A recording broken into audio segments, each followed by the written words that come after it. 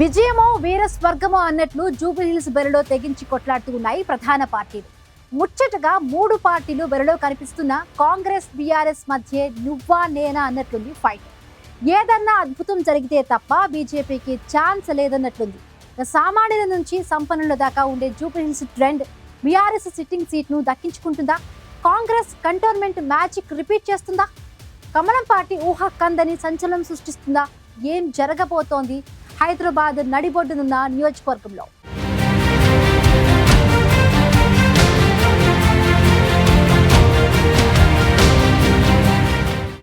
దగ్గర 4 లక్షల మంది ఓటర్లు, పేదల బస్తీ నుంచి సంపన్నుల భవంతుల దాకా ఉండే జూబ్లీహిల్స్ నియోజకవర్గంలో ఓటర్ల పల్స్ ఎవరికీ అందడం లేదు. గతంలో ఈటెల రాజీనామాతో జరిగిన హుజూరాబాద్ ఉప ఎన్నిక రాష్ట్ర రాజకీయాలను కుదిపేస్తే లక్షల సంఖ్యలో మా ప్రోగ్రాంలను చూస్తున్నారు. కానీ అందులో 15% మంది మాత్రమే సబ్స్క్రైబ్ చేసుకుంటున్నారు. దయచేసి ఐ న్యూస్ ఛానల్ను సబ్స్క్రైబ్ చేయండి. బెల్ బటన్ పై క్లిక్ చేయడం మర్చిపోకండి. Thank you. అంతకు మించి అన్నట్టుంది జూబ్లీహిల్స్ బైపోల్. అసెంబ్లీ ఎన్నికల్లో హ్యాట్రిక్ మిస్ అయి ఓటమి చవి చూసిన బీఆర్ఎస్ కి ఇజ్జత్ కా సవాల్గా ఉంది ఈ ఎన్నిక.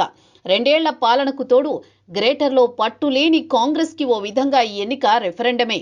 ఇక పార్లమెంట్ ఎన్నికల్లో ఓట్లు సీట్లు పెంచుకున్న కమలం పార్టీ అర్బన్ నియోజకవర్గంలో గెలిచి సత్తా చాటాలనుకుంటోంది. దీంతో ట్రయాంగిల్ ఫైట్లో నెగ్గేదెవరన్న ఉత్కంఠ నరాలు తెంచేస్తోంది.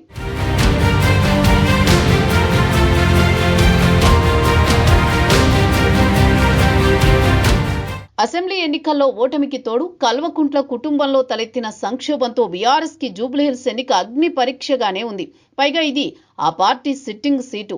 మాగంటి గోపీనాథ్ మరణంతో వచ్చిన ఉప ఎన్నిక కావడంతో సెంటిమెంట్ కి తోడు ప్రభుత్వ వ్యతిరేకతనే నమ్ముకుంది గులాబీ పార్టీ. మాగంటి సతీమణి సునీతకు టిక్కెట్టు ప్రకటించిన బీఆర్ఎస్ ప్రచారంతో హోరెత్తిస్తోంది. జూబ్లీహిల్స్ ప్రజల ఓటు 4 కోట్ల మంది తెలంగాణ ప్రజల తీర్పని చెబుతోంది. కేటీఆర్ రోడ్ షోలతో క్యాంపెయిన్లో బీఆర్ఎస్ గేరు మార్చింది. అసెంబ్లీ ఎన్నికల తర్వాత ఎమ్మెల్యే మరణంతో జరిగిన కంటోన్మెంట్ ఎన్నికల్లో ఎదురైన చేదు అనుభవంతో జూబ్లీహిల్స్లో గెలుపుని సవాలుగా తీసుకుంది బీఆర్ఎస్. కేటీఆర్, హరీష్ సహా ఎమ్మెల్యేలు, మాజీ మంత్రులు, ముఖ్య నేతలు ప్రచారాన్ని హోరెత్తిస్తున్నారు.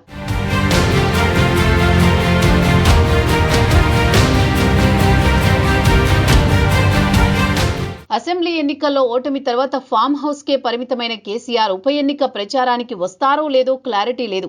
కానీ ఆయనోసారి వచ్చిపోయినా దాని ప్రభావం మరో లెవెల్లో ఉంటుందని గులాబీ శ్రేణులు భావిస్తున్నాయి.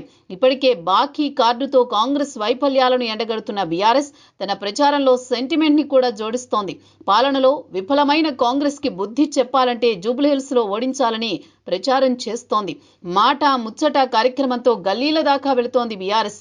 మరోమారు కాంగ్రెస్ బీసీ కార్డు వర్కౌట్ కాకుండా ఆ పార్టీ అభ్యర్థిపై తీవ్ర విమర్శలు చేస్తోంది. నవీన్ యాదవ్ గెలిస్తే జూబ్లీహిల్స్ లో రౌడీ రాజ్యం వస్తుందని బీఆర్ఎస్ చెబుతోంది. గ్రేటర్లో గట్టి పట్టున్న కారు పార్టీ వచ్చే జీహెచ్ఎంసీ ఎన్నికల్లో సత్తా చాటాలంటే జూబ్లీహిల్స్ సిట్టింగ్ సీటు గెలిచి తీరాలన్న పట్టుదలతో ఉంది.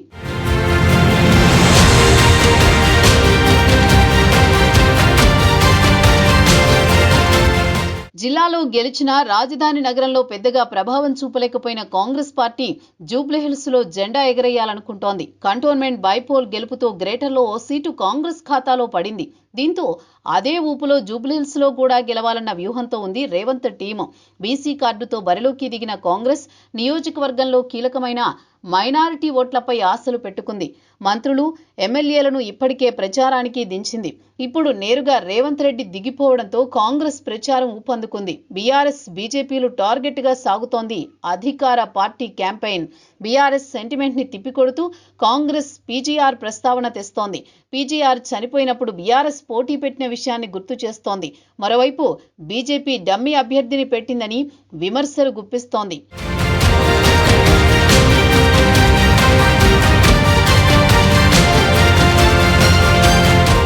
జూబ్లీహిల్స్ లో 1,20,000 మంది దాకా మైనారిటీ ఓటర్లున్నారు. దీంతో ముస్లిం ఓటర్లపైనే కాంగ్రెస్ ప్రధానంగా గురిపెట్టింది. గతంలో బీఆర్ఎస్ కి పరోక్షంగా మద్దతిచ్చిన ఎంఐఎం ఇప్పుడు కాంగ్రెస్ ని సపోర్ట్ చేస్తోంది. దీనికి తోడు బైపోల్ కి ముందు మాజీ క్రికెటర్ అజహరుద్దీన్ ని క్యాబినెట్ లోకి తీసుకుని మైనారిటీ ఓటర్లను దువ్వే ప్రయత్నం చేస్తోంది అధికార పార్టీ. క్యాబినెట్ లోకి అజార్ ని తీసుకోవడం ఖచ్చితంగా జూబ్లీహిల్స్ లో పార్టీకి ప్లస్ అవుతుందని అంచనాల్లో ఉంది కాంగ్రెస్ నియోజకవర్గంలో 7 డివిజన్లుంటే ఒక్కో డివిజన్ బాధ్యతలను 2 మంత్రులకు అప్పగించింది. బీసీ ప్లస్ మైనారిటీ కాంబినేషన్తో గన్ షాట్గా గ్రేటర్లో మరో సీటు తన ఖాతాలో పడుతుందన్న కాన్ఫిడెన్స్తో ఉంది కాంగ్రెస్ బీఆర్ఎస్తో తలపడి నిలబడతానన్న నమ్మకం లేకపోయినా సమీకరణాలు కలిసొస్తే ఏదన్నా జరగొచ్చన్న ధీమాతో ఉంది కమలం పార్టీ. 2023 ఎన్నికల్లో ఓడిపోయిన లంకల దీపక్ రెడ్డికి మరోసారి బీజేపీ అవకాశం ఇచ్చింది. కానీ గత ఎన్నికల్లో 2వ స్థానంలో నిలిచిన కాంగ్రెస్ అభ్యర్థికి వచ్చిన ఓట్లలో కమలం పార్టీకి సగం కూడా రాలేదు. 2023 అసెంబ్లీ ఎన్నికల్లో జూబ్లీహిల్స్లో 3వ స్థానానికే పరిమితమైన బీజేపీకి డిపాజిట్ కూడా దక్కలేదు. కానీ తరువాత జరిగిన లోక్సభ ఎన్నికల్లో ఈ సెగ్మెంట్ పరిధిలో బీజేపీకి అనూహ్యంగా 64,000 ఓట్లు పడ్డాయి. అప్పుడు బీజేపీ సెకండ్ ప్లేస్లో ఉంటే బీఆర్ఎస్ థర్డ్ ప్లేస్కు పడిపోయింది. ఇదే ఇప్పుడు కాషాయ దళానికి కొండంత ధైర్యాన్నిస్తోంది.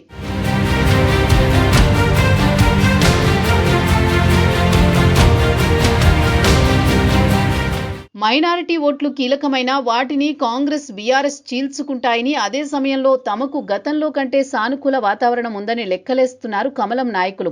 అయితే బీజేపీ డమ్మీ అభ్యర్థిని నిలబెట్టిందని కాంగ్రెస్ ఆరోపణలు చేస్తోంటే కమలం పార్టీ ముఖ్య నేతలెవరూ ఇంకా ప్రచారంలోకి దిగలేదు. ఎంపీలు, కేంద్ర మంత్రులు జనంలోకి రాలేదు. అజహరుద్దీన్కి మంత్రి పదవి మైనార్టీలను బుజ్జగించేందుకేనని బీజేపీ ఆరోపణలు చేస్తోంది. కాంగ్రెస్ మైనారిటీ ఓట్లను నమ్ముకుంటే హిందువులంతా బీజేపీ వైపు నిలవాలనుకుంటోంది. కానీ జూబ్లీహిల్స్ నియోజకవర్గంలో ఉన్న ప్రత్యేక పరిస్థితులతో ఓ వర్గం ఏకపక్షంగా ఓ పార్టీ వైపు నిలవడం అసాధ్యమే అంటున్నారు విశ్లేషకులు. దీంతో పార్లమెంట్ ఎన్నికల్లో సెకండ్ ప్లేస్లో నిలిచిన కాషాయ పార్టీ ఈ బైపోల్లో ఎంతవరకు నెగ్గుకొస్తుందో చెప్పలేమన్నట్లే ఉన్నాయి పరిస్థితులు.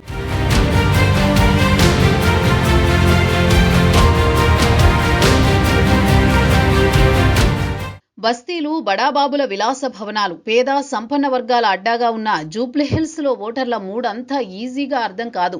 ఈ నియోజకవర్గంలో కమ్మ ఓటర్లు కూడా కీలకం కావడంతో సమీకరణాలపై ప్రభావం చూపబోతోంది. గెలుపు ఓటములు లెక్కలెలా ఉన్నా హై-ఫై సెగ్మెంట్లో ఓటింగే పార్టీలకు పెద్ద సవాల్ కాబోతోంది.